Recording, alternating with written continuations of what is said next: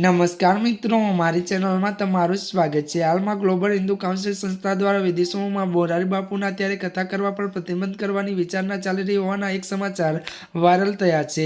આ પેપર કટિંગમાં જણાવ્યું છે કે હિન્દુ સંગઠનનો એક વિવાદિત ગતિવિધિઓને જોઈને મોરારી બાપુ પર પ્રતિબંધ લગાવવા માટે વિચારણા કરી રહ્યા છે।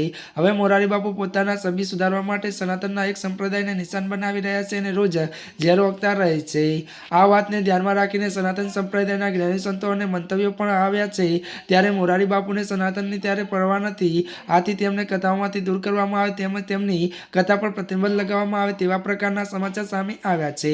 વાયરલ સમાચારમાં લખાયું છે કે સર્વમાન્ય અત્યારે સનાતન આદરણીય સંત સમિતિનો આદેશ છે કે મોરારી કે જે રામકથાના અલી મૌલાનું ધૂન ગાય છે અને રામાયણમાં ઉર્દુ ગઝલ ગાય છે।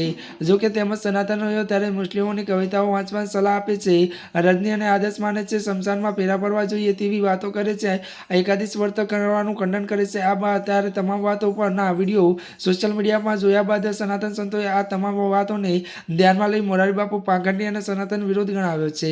જો કે સાથે સાથે જણાવ્યું છે કે મોરારી સમાજમાં સમય સમય વિવાદ ઉભા કરવા માટે ત્યારે સતત પ્રયત્નશીલ હોય છે।